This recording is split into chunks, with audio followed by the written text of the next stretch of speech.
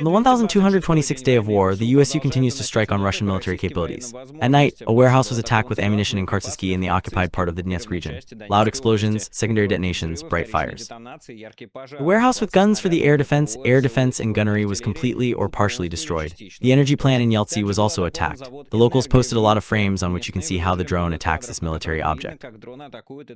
Apparently, several drones have successfully hit the target. According to well-known details about the hit on the Kupol plant in Izhevsk, it was possible to cause serious damage and the work of the plant was at least suspended. The successes in the high destruction of the Russian military industry continue to grow. The decision of the United States to suspend the help to Ukraine was the task of almost all American senators, Europeans, and, of course, Ukraine itself. The official explanation does not withstand any criticism, and the actions were taken so rapidly that the parties already in Poland were deployed and preparing to transfer to Kiev. We can stand behind this decision contrary to the dynamics of all recent weeks, we will discuss in a few minutes. Major General Mikhail Gudkov, the commander of the 155th Separate Guard Brigade of the Marine Infantry and Deputy Commander-in-Chief of the Russian Navy, was eliminated. This is the commander of those very RF fighters who cut off their heads and hang them at the peak. Another 25–30,000 North Korean military can be brought to Russia. The DPRK intends to double the number of its troops fighting in the country of Russia in the war with Ukraine, writes CNN, with a reference to the evaluation of Ukrainian special services.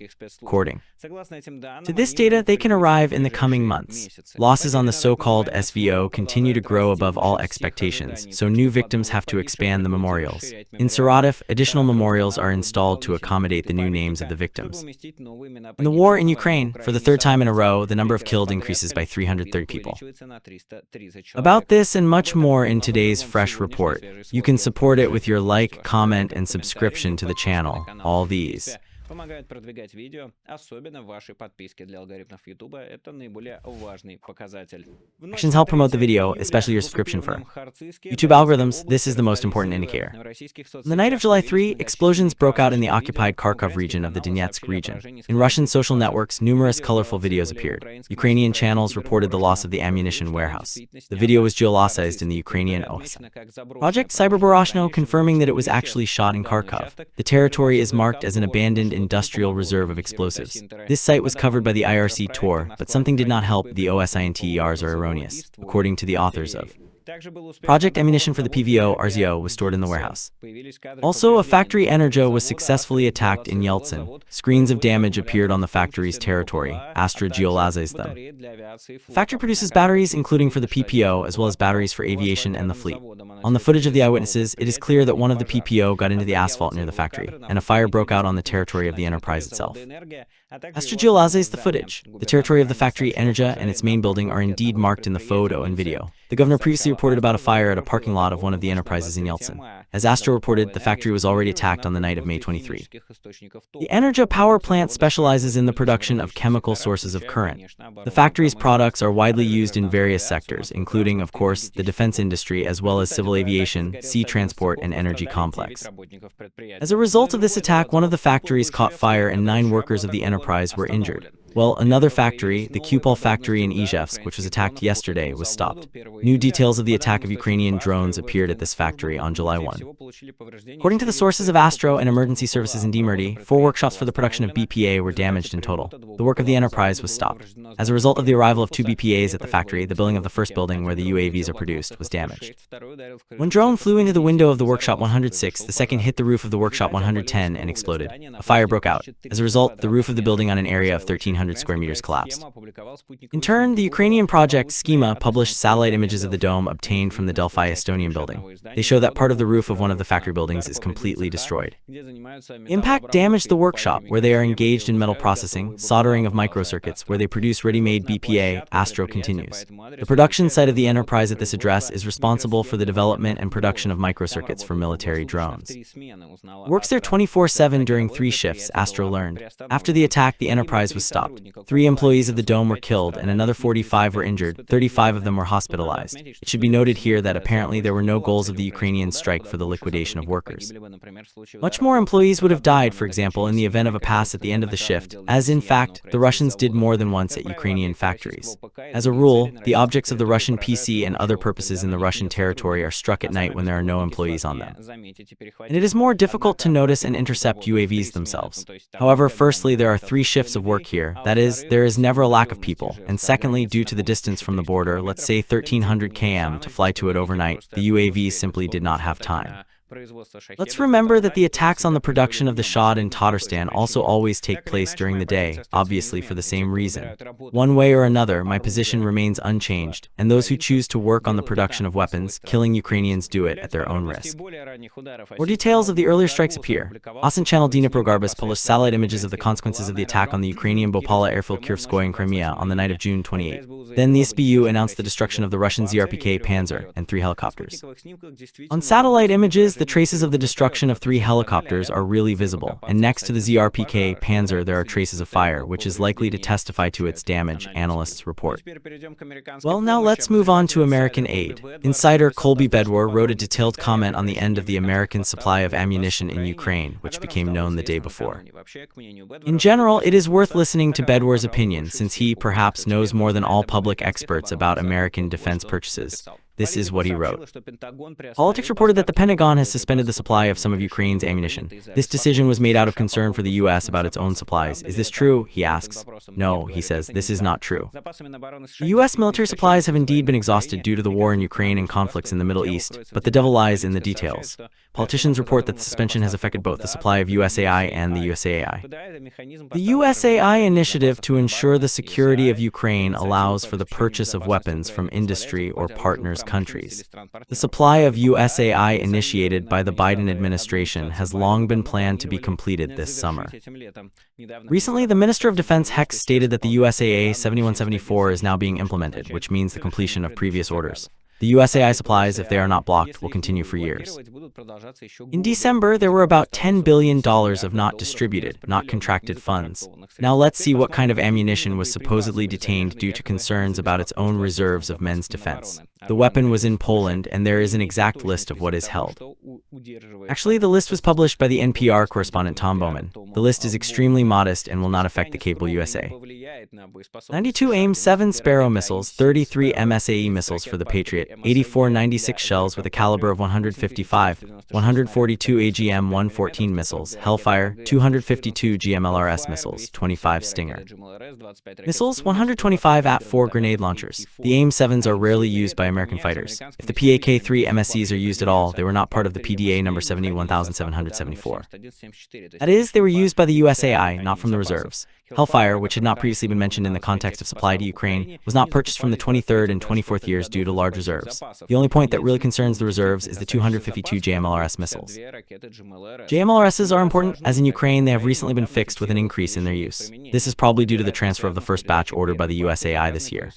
With the production of 14,000 GMOs a year from Lockheed Martin, the U.S. Army can afford to give Ukraine another 250 reserves. This is another example of how Trump's administration officials act contrary to the president's program. The NATO summit, he promised to look for additional Patriot complexes for Ukraine and achieved a major victory when the alliance approved a goal of 5% of the GDP for defense. Instead, any delays in the supply of promised Ukraine can undermine the trust of the U.S. as supplier of weapons for allies and partners. All this goes beyond the framework of the understanding of Hexet. At the same time, the deputy of Hexet, Bridge and Woad, deliberately sabotages both Ukraine and the Ministry of Defense under false pretexts. It is not about the readiness of the United States, but about harming Ukraine. One important detail is the article politics, which many have ignored. Reliefs from current reserves continue under the administration of Trump, who uses the remaining $61 billion to replenish his own arsenals. There is no evidence that the Trump administration used at least part of the $5.2 billion from the PDA program, which was not used in December. They're so worried that the Defense Ministry gives too much ammunition to Ukraine. Why don't they use these $5 billion lying on the shelf to solve the problem? And why doesn't Congress ask for more money? The Defense Ministry still lacks tens of billions of dollars to compensate the previously transferred reserves to Ukraine. The Biden administration has never asked for enough funds for this purpose, so even if the Trump administration does not send any new bullets, it will still have to ask for additional funds from Congress. But the civil defense leadership is not interested in solving real problems. They only aggravate the situation for themselves, for Ukraine, and for all allies of the United States. European officials, in turn, were shocked by the decision by the United States to stop the help of Ukraine, Bloomberg writes from the link to the source. According to the agency, the decision to stop deliveries became a complete surprise for European allies, especially in light of Trump's positive comments on Ukraine at the NATO summit. European allies are waiting for an explanation from the White House on this decision, while some of them assume that the position may be softened or changed, the agency writes.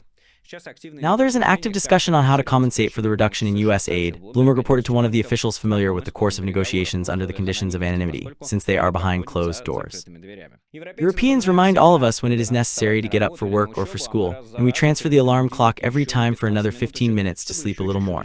Anxious calls about the possible end to the help of Ukraine sounded over and over again, starting with the election campaign of Trump. The fact that the deliveries will be closed sooner or later once again was expected at least all the last months, and the plans for this case had to be developed and agreed on as early as possible, given how slowly such processes take place in the EU, in particular. It was necessary to organize the production of missiles for Patriot and HIMARS by license, or their analogs, because now in Europe there is simply nothing to replace them with, and when such a replacement will appear, it is not clear.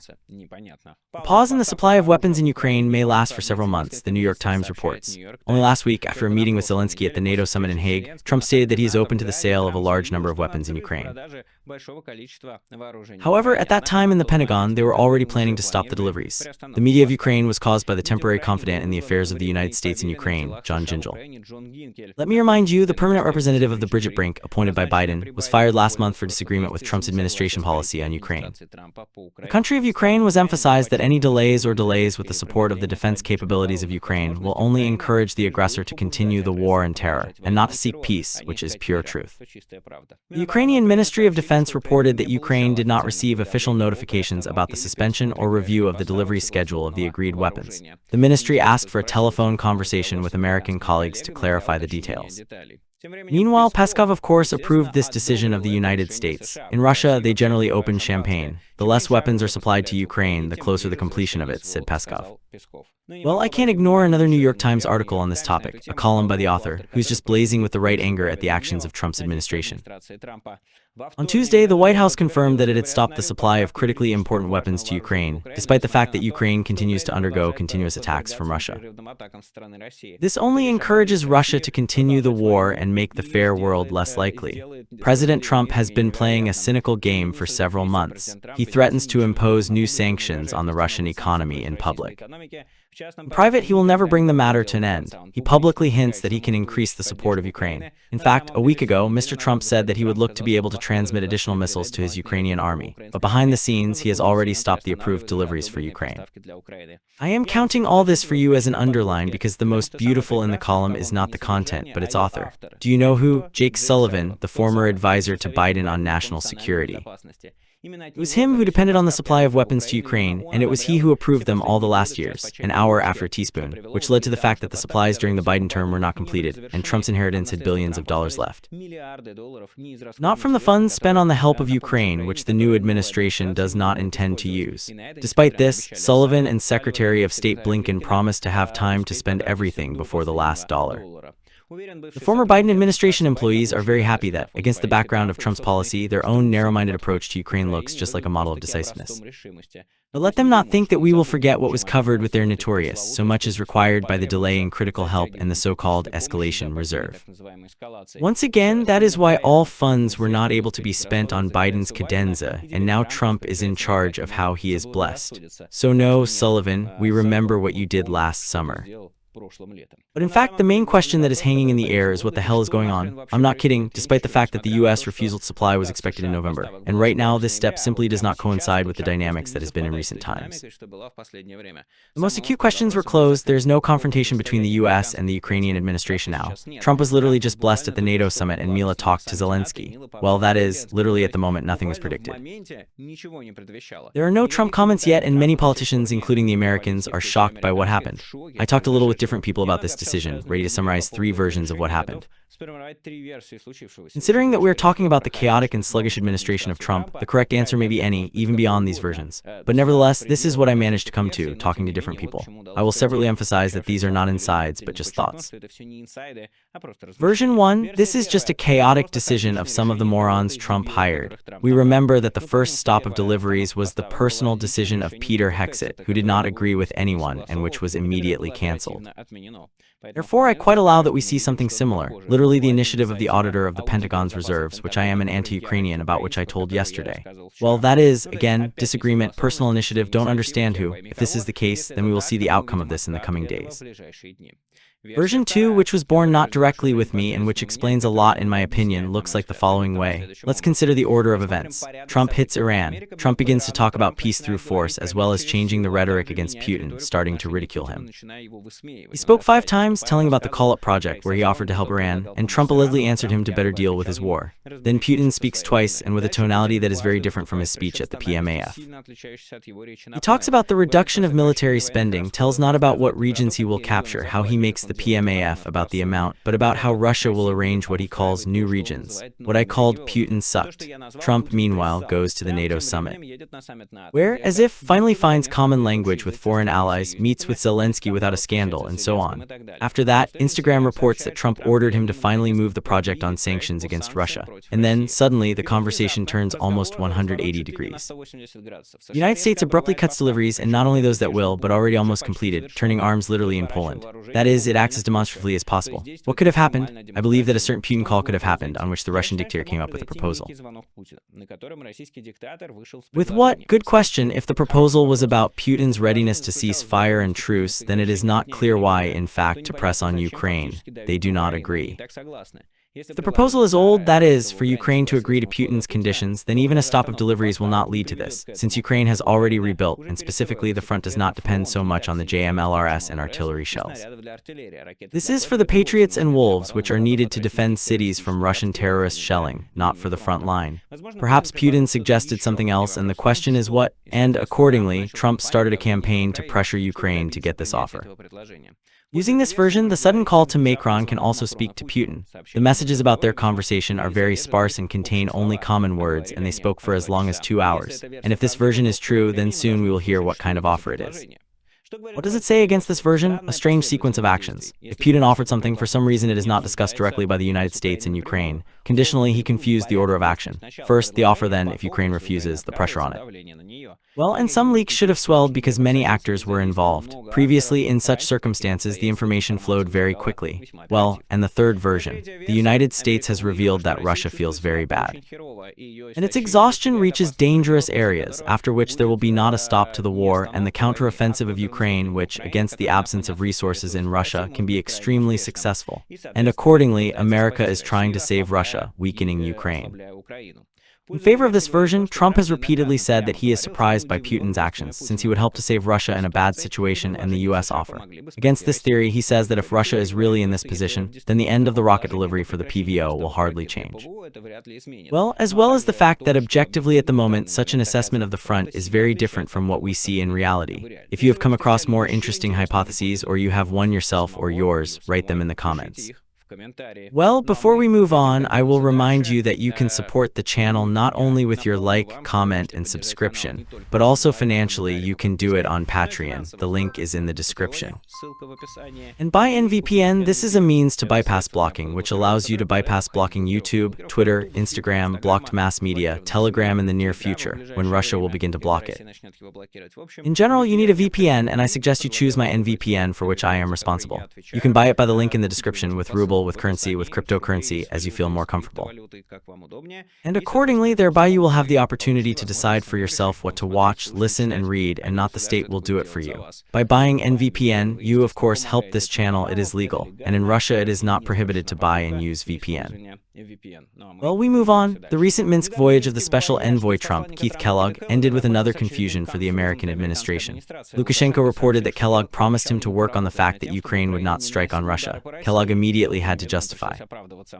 This quote torn from the context he wrote during the occupied Twitter. In my conversation with Lukashenko, we discussed the complete and unconditional ceasefire. Any restrictions in the actions of Kiev were due to the response actions of Moscow. I did not comment on the conduct of Ukraine in the war outside the framework of a complete ceasefire, wrote the representative of Trump. But who will believe him now? Well, a small part of Belarusian political prisoners were released for the visit of the White Lord from Washington. In the meantime, in fact, the only remaining full-fledged ally of Russia, North Korea, looks much more reliable than the United States. States. The UN is intending to double the number of its troops fighting in the country of Russia in the war with Ukraine, writes CNN, with a reference to the assessment of Ukrainian special services. According to this data, from 25,000 to 30,000 soldiers can arrive in Russia in the coming months. CNN studied satellite images and noticed that in May in the port of the Danube, not far from the find, a Russian large landing ship of the Project 775 was moored again.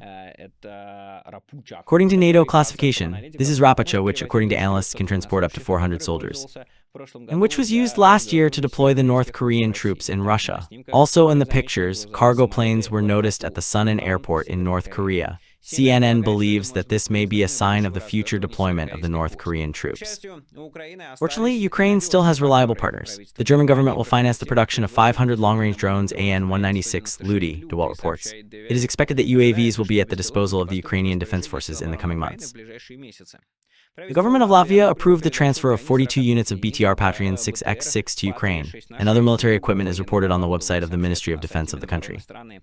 Prime Minister Andrej Spruk announced the transfer of the first batch of armored personnel carriers and confirmed the duty of Latvia to provide support to Ukraine for a sum of 0.25% of the country's GDP in the next few years. For comparison, according to the Ukrainian support tracker, the U.S. military aid to Ukraine during all years of the full-scale war was 0.29% of the U.S. GDP. For Latvia, the same number is 1.3%. That's how real friends get to know each other. But there's also not the best news from Europe. Chancellor of Germany Merz said that the supply of the Taurus missile to Ukraine remains an option, but there are no agreements yet. According to him, the training of Ukrainian pilots in this system will take about 6 months, and the training has not yet been started. It has always been clear that if we install Taurus, this weapon will be used not by German soldiers, but by Ukrainians, as it happens with other cruise missiles manufactured from France and Great Britain, he said. He added that one thing is known for sure: Germany will not publicly reveal what weapons are being delivered to Kiev, so that the path remains uncertain. Perhaps one of the obstacles on the way of the delivery of Taurus is the partners of MRSA, the ruling coalition of the Social Democratic Party, which, under the previous Chancellor Olaf Scholz, opposed the delivery of these missiles. In any case, I want to remind you that we love MRSA not only for the promise of the delivery of Taurus, but also for the serious expansion of the appointment to help Ukraine, against which the previous federal chancellor also spoke, as well as for the reasonable restructuring in German security structures.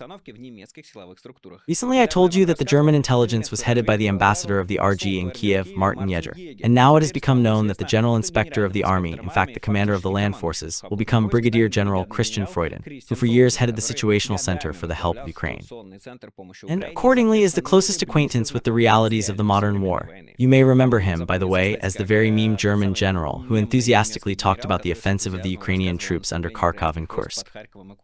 It makes me happy once again that this time Germany is on the side of the forces of good. In the evening, in Ukrainian channels, there were messages about the death of the deputy commander of the Black Sea Fleet, Ildar Akhmerov. However, the confirmation of these messages at the time of writing the report has not yet been found. But there is no less good and at the same time reliable news. The monitoring group Killed in Ukraine, which deals with the names of the deaths in Ukraine of Russian officers, reports that according to the publication of the Suvorov Brotherhood in Telegram and VKontakte, General Major Gudkov was eliminated. Mikhail Evgenyevich is the commander of the 155th Separate Guard Brigade of the Navy and Deputy Commander-in-Chief of the Russian Navy. This is the brigade that was famous for the bullying and execution of Ukrainian prisoners of war. Killed in Ukraine notes that the source, the page of the Suvorov Brotherhood, usually does not publish fake news. I will note for myself that the date of the death of Gudkov is not indicated in the provided micrology, so it is not excluded that he died as a result of a blow to the 155th headquarters in the Kursk region on June 99. However, this is not the only Ukrainian blow to the rear of the Kursk region in the last week, so the chances of Gudkov's death were sufficient. Let's hope that his colleagues from the 155th Brigade of the Navy will also join him at an accelerated pace.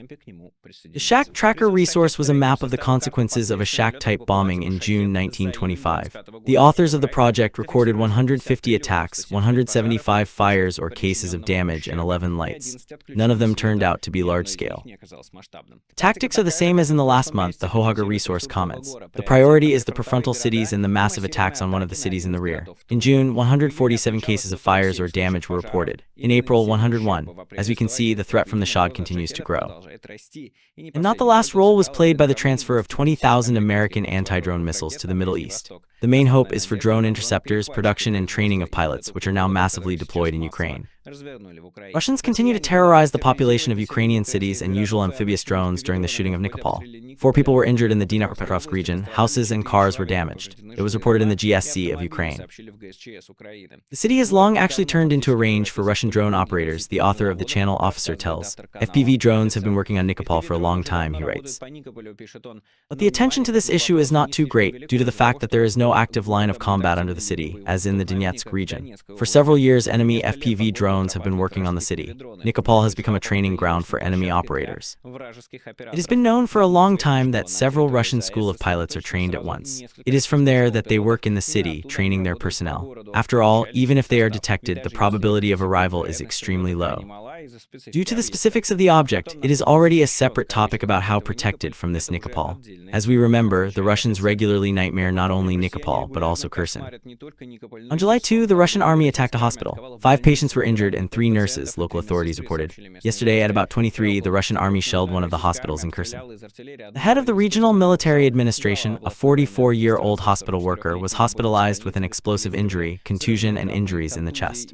For another 2.5 years, she was treated with an ambulatory. The medical institutions continue to have 4 injured patients, men 58, 60, as well as women 64 and 57 years old. They have explosive injuries, contusions, and various injuries. Another 60-year-old patient was offered help from the hospital, but she refused. Now let's move on to the front line. In the Pokrovsky direction, Deep State notes the progress of the Russian troops on the western flank, on the Sergeyevka and Bogdanovka lines, in the direction of Dnipropetrovsk region, on the border with which, from the zone of confident control of the Russian armed forces, there's a little more than a kilometer left. Let me remind you, as the Ukrainian military author of the Telegram channel Officer wrote earlier, the fighting in this area is practically along the line of the border administration. However, the Russians are not yet given to strengthen in a different direction. In the southern Donetsk direction, Deep State notes the progress of the Russians in the settlement of Bogtyry. In the project, they previously denied the occupation of the Russians of the Dachnia and Dnipropetrovsk regions, which had previously been cut off by the Z channel, and even brought to the confirmation of their words a video of the flag. Now they also spoke in the general staff of the Soviet Union. A few days ago, one of the small reconnaissance groups of the enemy was able to penetrate the limits of the settlement of Dachnia, which was not explained in the military department in the territory of Dnipropetrovsk. The invaders managed to take pictures with the Russian tricolor, but this was their last activity. Ukrainian soldiers destroyed the invaders. During one of the next attacks, 2 Russian soldiers were more lucky. They survived and were captured by the Navy Brigade of the Navy of the Ukrainian Navy by replenishing the exchange fund. Thus, the report of Russian propaganda about the capture of Potsdam on the Dnipropetrovsk region does not correspond to the reality. Dachnia is still under the control of the Ukrainian Defense Forces, assured by the General Staff. Nothing new, the military corps lied again. Of course, it should be noted separately that all these imaginary lines on the map have no military significance and are only important from the perspective of propaganda. From a purely military point of view, there is no difference between the battles in the village of Dnipropetrovsk or in the neighboring village of Donetsk. The defense forces will be forced to carry out tactical retreats for some time, and it does not matter in which region it happens, as long as the Russians finally manage to stop. The deep state Russian advancements are recorded in the Zaporizhzhia direction, in the Kamenskaya village on the banks of the Dnieper, and tell in detail about the situation in the settlement. Last week, it was written that the situation around the village began to complicate, the deep state writes, and the FSRF achieved certain success in the advancements. The Russians managed to break through the defenses in the central part of the settlement, from which they are now trying to break through to the north, as well as to penetrate and accumulate in the southwestern part of the village. At the same time, the Ukrainian forces are more effective in assaulting the morgues in the southeast. To confirm these words, the project publishes a frame of strikes on the Russians in the southeast outskirts of Kamensk, in the implementation of the Company of Unmanned Aerial Systems, Vyry 241 of a separate brigade of the TRU. According to preliminary data, a group of Russians in this area was noticed in advance by the deep state.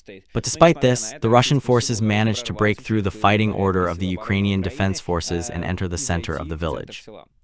Within the last week, the Russian army showed a strong pressure on the positions of Ukrainian fighters and occupied their positions. It should be noted that the Russian activity was observed there earlier. They were looking for weak points, storming small infantry groups. But lately, this activity has intensified and has become acute. I would especially like to note the need to review the use of the terror defense units, and also to highlight the most crying problem of today: false reports, which only complicate the difficult situation at the front. Therefore, the traditional phrase "lies will ruin us all" will sound here. Speaking of the purposes of the orcs in this area, it is in Kamensk that they are not very promising. Even the occupation of the highland beyond the village will not give them a significant advantage of the terrain in this area with highlands, which is a serious challenge for infantry, especially in conditions of active operation of drones.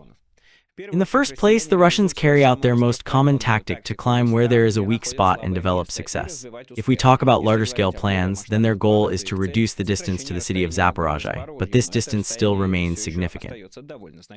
Defense forces are trying to do as much damage as possible to the Russians in this area because this is a good opportunity, taking into account the peculiarities of the terrain, and now our pilots actively use it.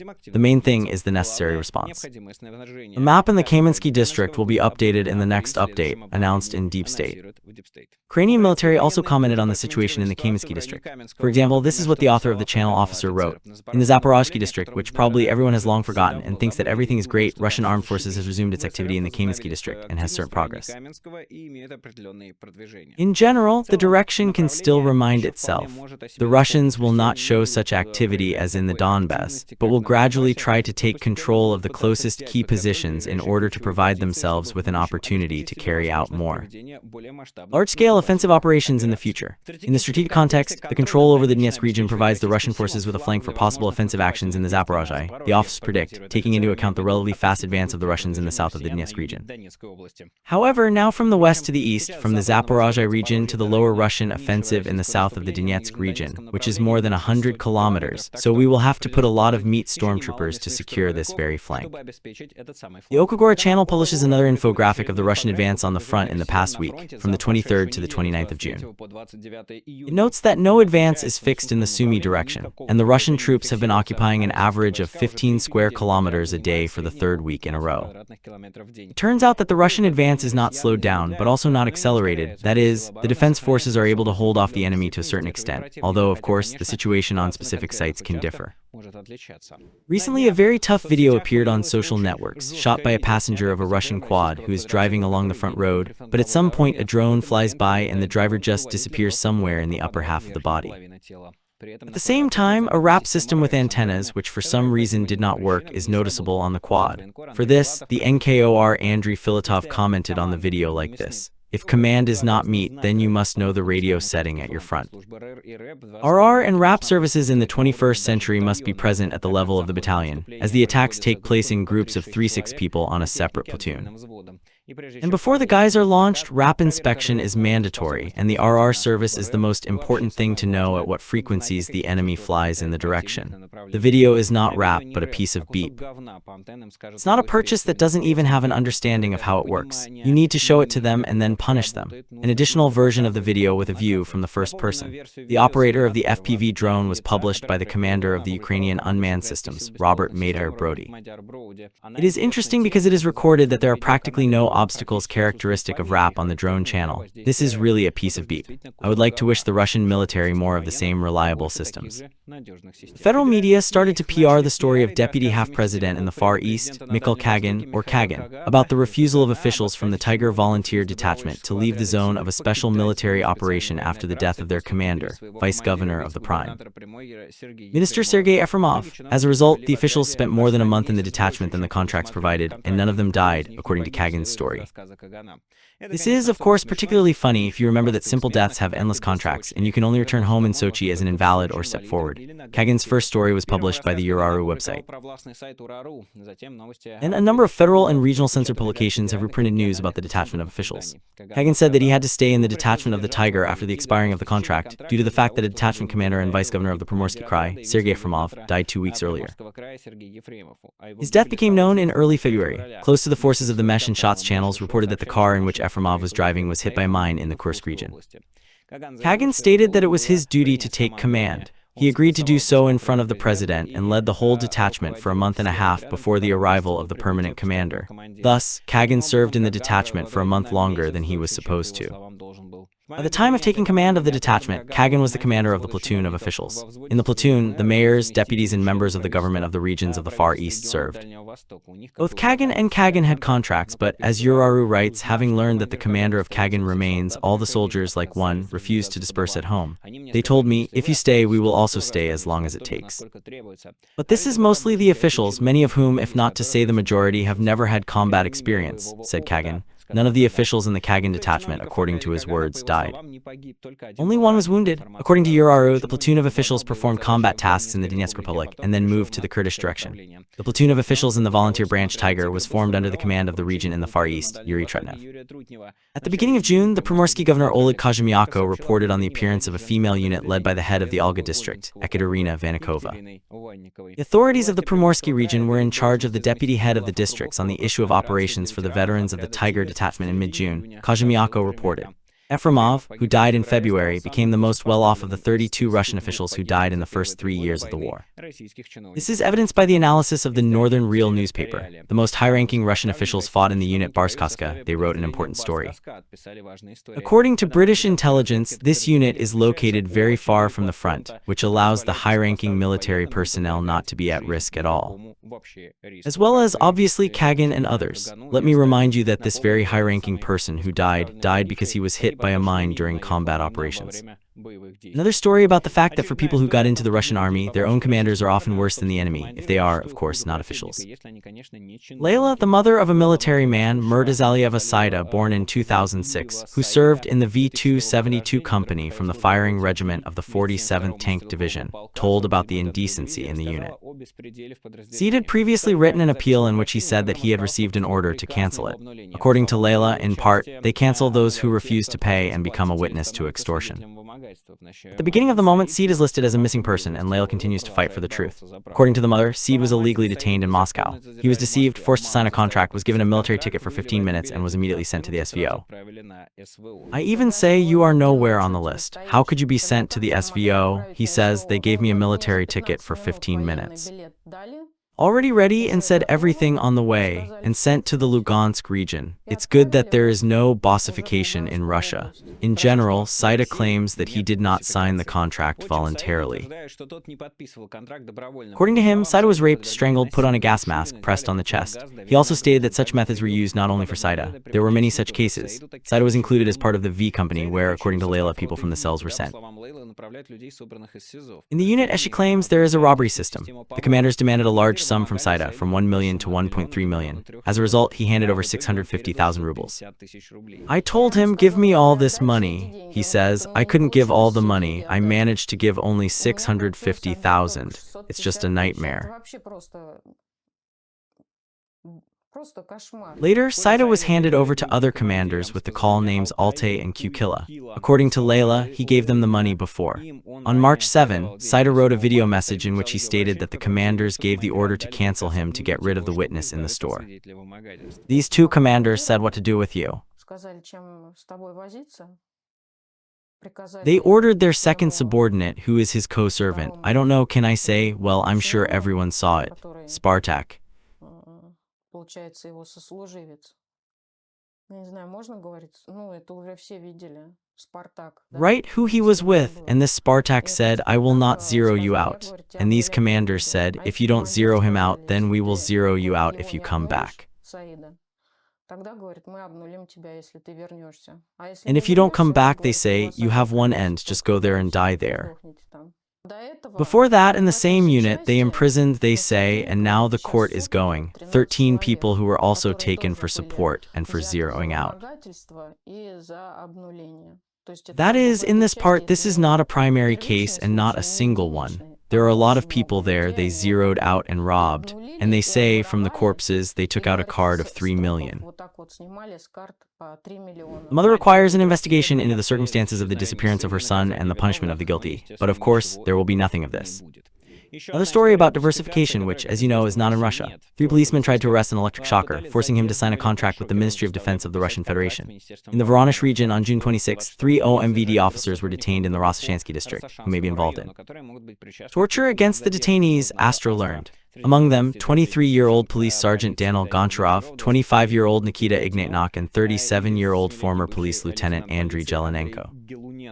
The last was fired on his own 3 months after the incident. According to sources, a police statement was filed by a local resident Alexei N. in November 1924. The man was detained and taken to the Ministry of Internal Affairs in the Roshetyn district for minor violence. He was taken to one of the offices where he was psychologically pressured, beaten and tortured with an electric shock to make him sign a contract with the Ministry of Internal Affairs. The arrested contract was not signed. After a day, he was recorded with thermal burns, various parts of the body, many bruises and abrasions. The criminal case about exceeding the duties of the authorities of the CPSU was aroused only a month after the December 24 truth against the uninstalled persons.